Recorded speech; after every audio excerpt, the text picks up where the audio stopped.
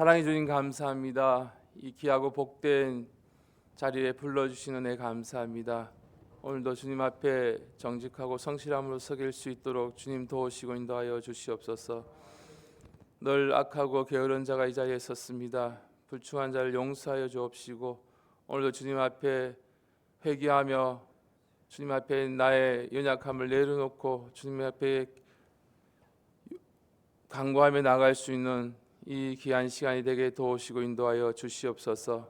감사드리며 예수님 이름으로 기도드렸습니다. 아멘. 다 같이 사도신경 하시겠습니다. 전능하사 천지를 만드신 하나님 아버지를 내가 믿사오며 그 외아들 우리 주 예수 그리스도를 믿사오니 이는 성령으로 잉태하사 동정녀 마리아에게 나시고 본디오 빌라도에게 고난을 받으사 십자가에 못 박혀 죽으시고 장사한 지 사흘 만에 죽은 자 가운데서 다시 살아나시며 하늘에 오르사 전능하신 하나님 우편에 앉아 계시다가 저리로서 산 자와 죽은 자를 심판하러 오시리라. 성령을 믿사오며 거룩한 공회와 성도가 서로 교통하는 것과 죄를 사하여 주시는 것과 몸이 다시 사는 것과 영원히 사는 것을 믿사옵나이다. 아멘. 오늘 하나님의 말씀은 사사기 11장 29절에서 40절까지 말씀 다 같이 보겠습니다. 제가 가진 성경 구약 382페이지입니다.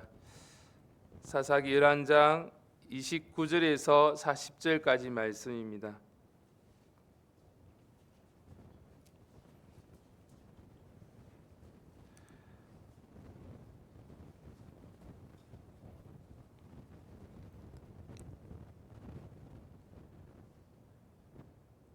저와 여러분들이 한 절씩 교독하겠습니다. 사사기 11장 29절에서 40절까지 말씀입니다. 제가 먼저 읽겠습니다.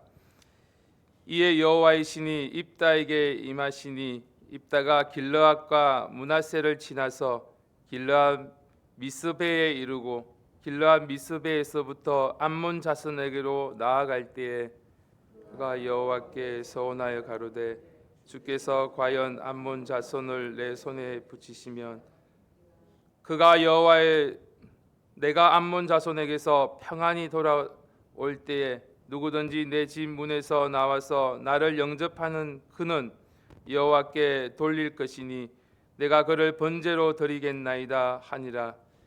이에 입다가 암몬 자손에게 이르러 그들과 싸우더니 여호와께서 그들을 그 손에 붙이심에 아로엘로부터 민니스에 이르기까지 20성읍을 치고 또 아벨 그라밈까지 크게 도륙하니 이에 암몬 자손이 이스라엘 자손 앞에 항복하더라.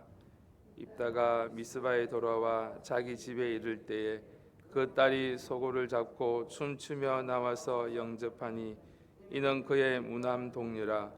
입다가 이를 보고 자기 옷을 찢으며 가로되 슬프다 내 딸이여 너는 나로 참담케 하는 자요 너는 나를 괴롭게 하는 자 중에 하나이로다.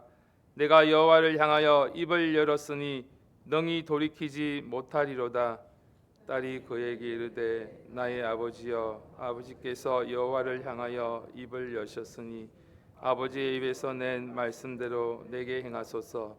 이는 여호와께서 아버지를 위하여 아버지의 대적 암몬 자손에게 원수를 갚으셨음이니이다.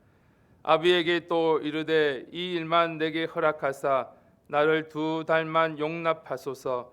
내가 나의 동무들과 함께 산에 올라가서 나의 처녀로 죽음을 인하여 애곡하겠나이다. 이르되 가라고 2달을 위하고 보내니 그가 그 동무들과 함께 가서 산 위에서 처녀로 죽음을 인하여 애곡하고 2달 만에 그 아비에게로 돌아온지라. 아비가 그 서운한 대로 딸에게 행하니 딸이 남자를 알지 못하고 죽으니라. 이로부터 이스라엘 가운데 규례가 되어 이스라엘 여자들이 해마다 가서 길르앗 사람 입다의 딸을 위하여 나흘씩 애곡하더라. 아멘. 우리가 살다 보면 하나님을 위해서 생각하며 큰 결심을 했는데 또 시간이 지나고 보면 그 뜨거운 열심이 오히려 관계를 무너뜨리고 자신을 더 힘들게 만드는 경험들이 있습니다. 처음에는 분명히 믿음으로 한 결정 같았는데 결과를 돌아보면 왜 그렇게 했을까라고 후회가 남는 순간들이 많이 있습니다. 오늘 우리가 함께 나눌 말씀은 그런 이야기에 아주 정직하게 기록된 말씀입니다. 하나님의 영이 임하여 큰 승리를 거둔 바로 그 순간 한 사람의 경솔한 약속, 말씀에 없는 열심이 어떤 비극을 낳는지를 오늘 성경은 숨김없이 기록합니다. 이 말씀을 통해서 우리가 열심히 어떻게 하나님의 뜻 안에서 머물 수 있는지, 무엇을 붙들어야 하는지를 함께 나누는 시간 되기를 바랍니다. 오늘 29절 말씀 다 같이 한 목소리로 읽겠습니다. 시작. 이에 여호와의 신이 입다에게 임하시니 입다가 길르앗과 므낫세를 지나서 길르앗 미스베에 이르고 길르앗 미스베에서부터 암몬 자손에게로 나아갈 때에 아멘. 오늘 이 말씀은 입다는 지금 하나님께 버림받은 사람이 아닙니다. 하나님이 함께 하시는 사사입니다. 하나님께서 그에게 능력과 담대함을 부어주셔서 이번 전쟁의 승리가 하나님의 손에 있음을 분명히 보여주는 말씀입니다. 다시 말해 입다는 이미 충분한 보증을, 확신을 받은 사람입니다. 여호와의 신이 입다에게 임했다는 이 말씀은 여호와께서 함께 하신다는 말씀인 것입니다. 그런데 바로 그 다음 장면이 우리에게 당황하게 합니다. 입다가 전쟁을 앞두고 하나님께 서원합니다. 주님께서 암몬 자손을 내 손에 넘겨주시면 내가 무사히 돌아올 때 내 집 문에서 먼저 나를 맞이하는 그 사람을 주님의 것으로 드리겠습니다 라고, 내가 번제물로 드리겠습니다. 말만 들으면 대단한 헌신처럼 보이지만, 하나님을 향한 결단처럼 들리지만, 그러나 성경은 이 서원을 칭찬하지 않습니다.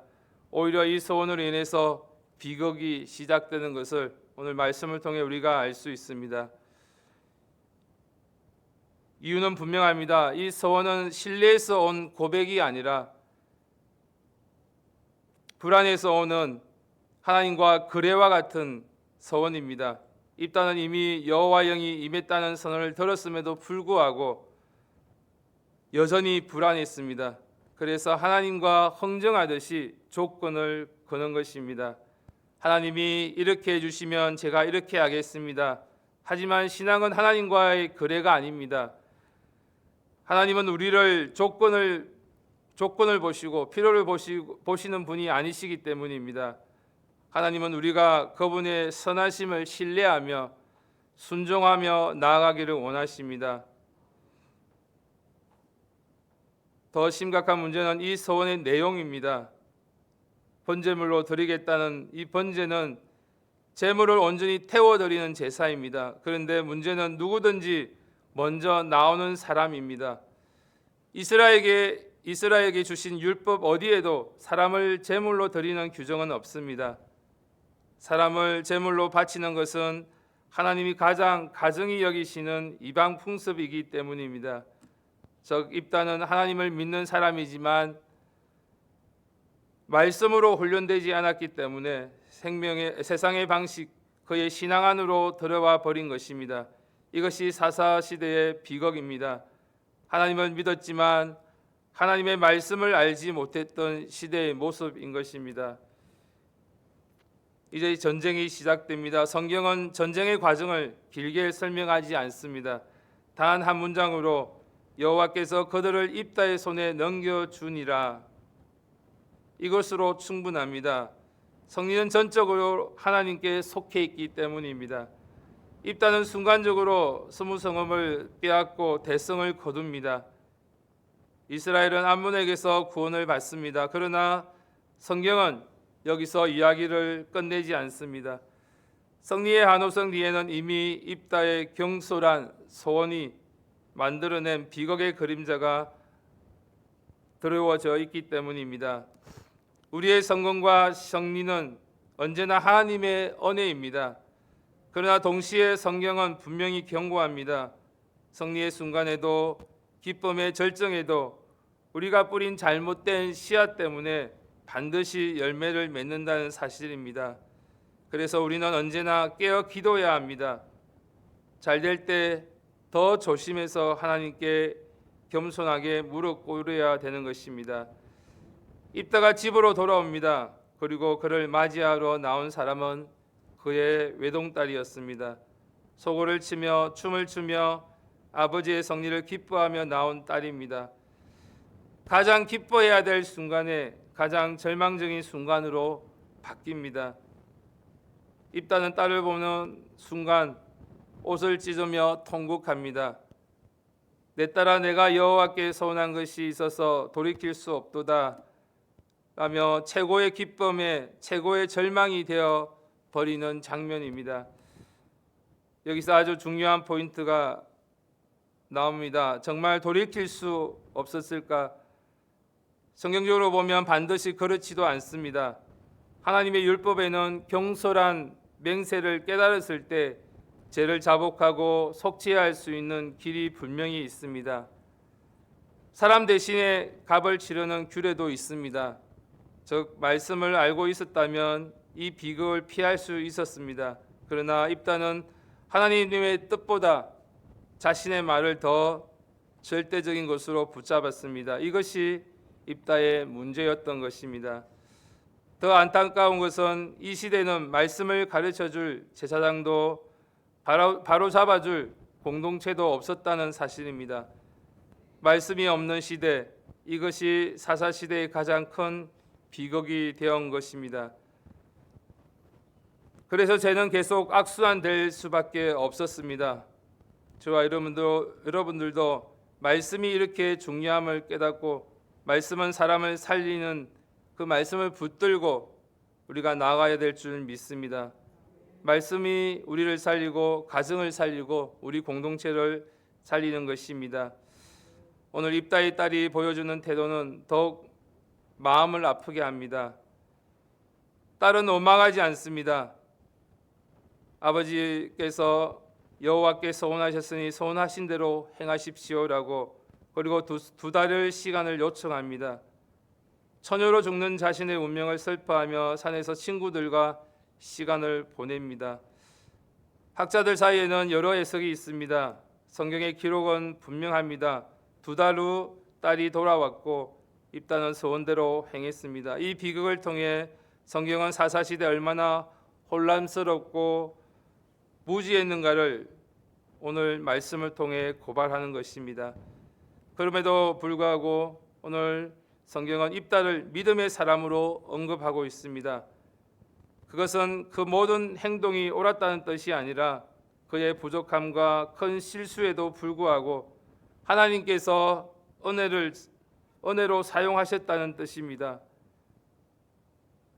우리도 마찬가지입니다. 우리는 완전하지 않습니다. 실수도 많이 합니다. 연약합니다. 그럼에도 불구하고 하나님은 은혜로 우리를 사용하십니다. 그러므로 우리의 소망은 우리의 열정이나 또 결심이 아니라 말씀의 기준을 두고 예수 그리스도를 의지하는 데 있어야 합니다. 우리가 이 말씀을 통해서 다시금 우리의 모습을 점검하면서 또 우리의 삶 속에서 이러한 삶을 살지 않도록 같이 오늘 하루를 돌아보며 나아가기를 간절히 바랍니다. 우리가 하나님과 거래하지 말고 하나님을 신뢰하며 나아가는 하루가 되기를 원합니다. 불안할수록 서운하지 말고 기도하며 나아가며 또 하나님은 우리의 약속이 아니라 우리의 신뢰임을 마음으로 깊이 새겨야 될 줄 믿습니다. 그리고 열심보다 중요한 것은 하나님을 아는 것입니다. 말씀 없는 열심은 언제든지 잘못된 방향으로 갈 수 있습니다. 그러므로 말씀 앞에서 오늘 하루를 시작하는 복된 시간이 되기를 간절히 바랍니다. 그리고 불완전한 우리를 통해서 일하시는 하나님의 은혜를 바라보며 나아가는 하루가 되기를 바랍니다. 실패에 주저앉지 말고 그럼에도 불구하고 우리를 구원하신 예수 그리스도를 더욱 의지하며 나아가는 하루가 되기를 기도합니다. 하나님을 아는 것이 최고의 능력입니다. 말씀이 기준이 될 때 우리의 열심은 생명을 살리게 될 줄 믿습니다. 오늘 이 은혜가 저와 여러분들에게 함께하며 그 말씀이 붙들림 바 되어 오늘 하루를 승리하는 복된 하루가 되기를 간절히 바랍니다. 다 같이 기도드리겠습니다. 우리의 삶 가운데 하나님의 은혜가 아니면 살아갈 수 없는 우리의 모습을 또한 고백하며 나아갑니다. 모든 것이 하나님의 은혜이기에 감사하며 살 수 있는 오늘 하루의 삶이 되게 도우시고 인도하여 주시옵소서. 하나님이 함께 하실 때 더 낮추며 더 낮아져서 하나님께 겸손하며 서게 도와주시고 헛된 잘못된 소원으로 잘못된 약속으로 우리의 삶의 방향을 그릇되게 향하지 않도록 오늘 하루도 도우시고 인도하여 주시옵소서. 이 시간 오늘 말씀을 통해서 또 받은 은혜를 기억하시면서 정말 하나님의 말씀 안에서 순종하며 나갈 수 있는 하루가 될 수 있도록 도와달라고 주여 삼창하시고 간절히 기도드리겠습니다. 주여 주여 주여